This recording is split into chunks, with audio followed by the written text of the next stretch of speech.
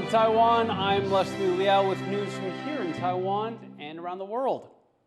The U.S. and Saudi Arabia have agreed to hundreds of billions of dollars in new tech and AI investments. That includes agreement for Saudi Arabia to buy hundreds of thousands of AI chips from Nvidia. CEO Jensen Huang was among a number of tech bosses in U.S. President Donald Trump's entourage during his visit to Riyadh. But next week, he'll be in Taiwan, and rumors are swirling he will make a big announcement. Chris Gorin brings us this report from Nvidia's Taipei office. I'm here at what is currently U.S. chip designer Nvidia's Taipei office, but it may not be that way for long. Local media is reporting that CEO Jensen Huang may announce a new expanded office location in Taiwan next week at Computex Taipei, one of the world's largest tech trade shows. Huang arrives in Taiwan bringing good news, lots of new business. He's coming straight from the Middle East, where huge new tech deals were announced. We're talking tens, even hundreds of billions of US dollars worth of new investments in AI infrastructure in Saudi Arabia and other countries. Some of the biggest names in tech, including Huang, joined President Trump on his trip and met with the Saudi Crown Prince.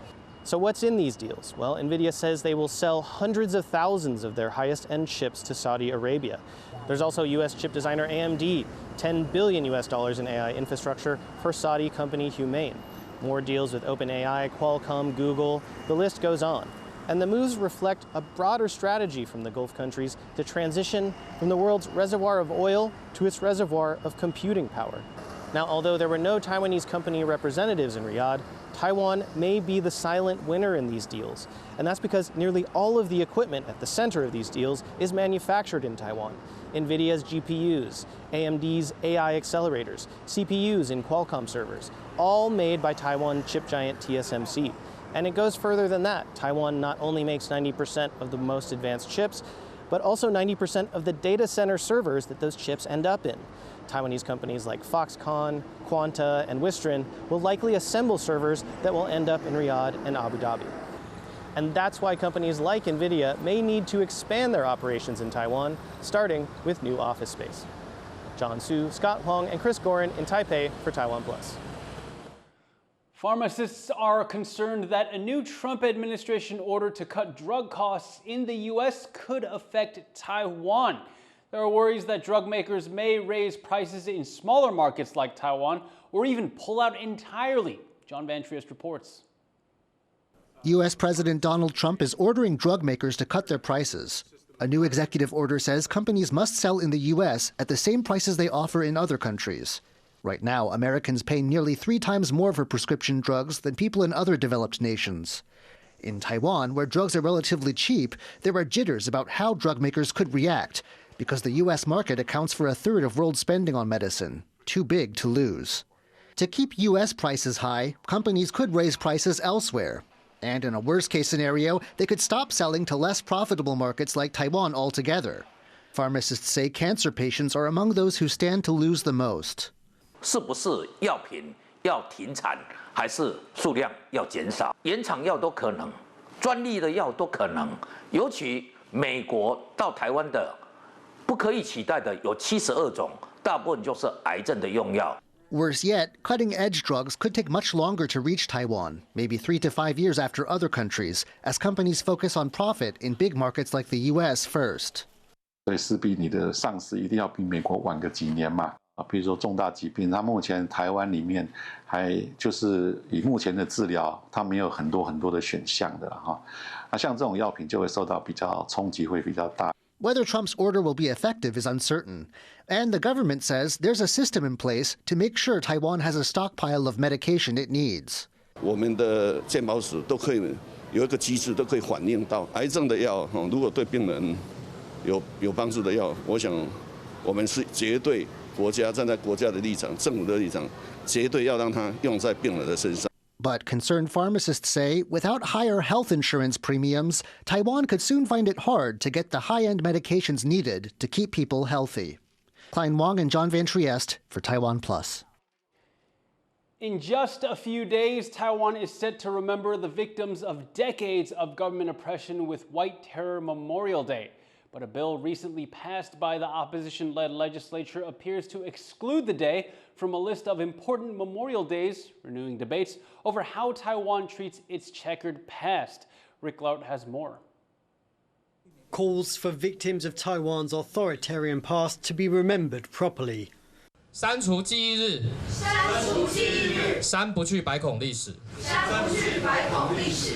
Civil rights groups and ruling party lawmakers take aim at Taiwan's main opposition parties, who, they say, recently removed a public memorial day on May 19th, marking the beginning of the White Terror period, 4 decades from 1949, when the nationalist government targeted those opposing their power, killing thousands of people and imprisoning more than 100,000. 他们的目的是想要删除、抹除 台湾人的历史记忆哦，他们希望说我们的后代子孙都不要记得哦，最好不要记得什么叫白色恐怖的历史，也都不要记得。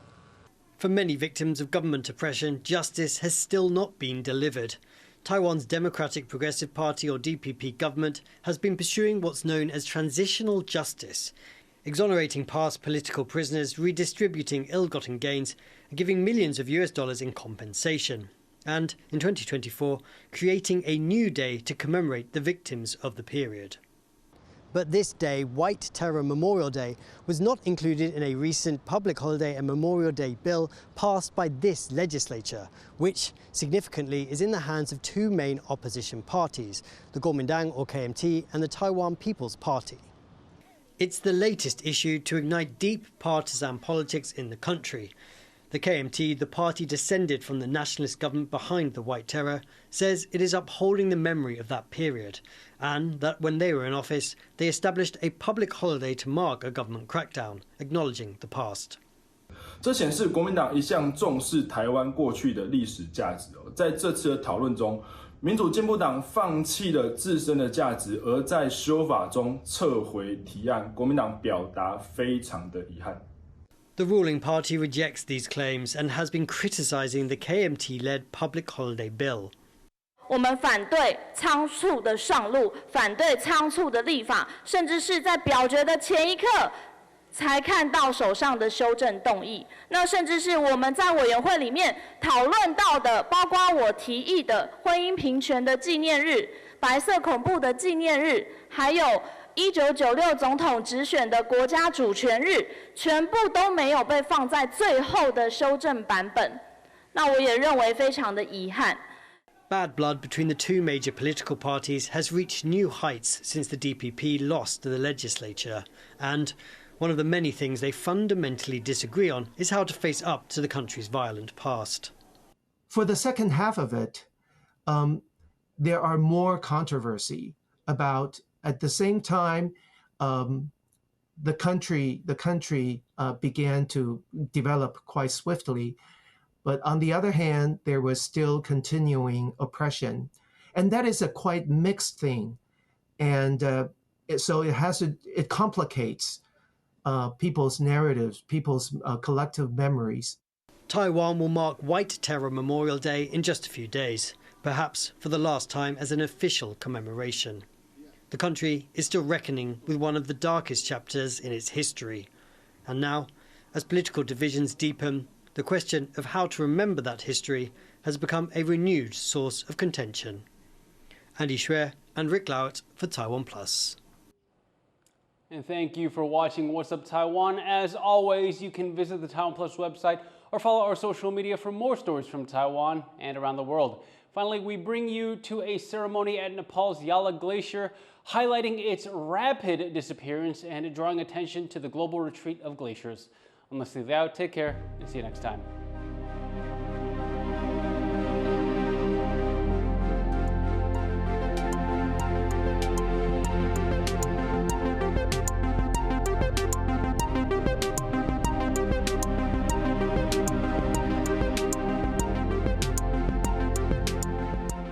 I'm Tiffany Huang in Georgetown, Penang, and you're watching Taiwan Plus.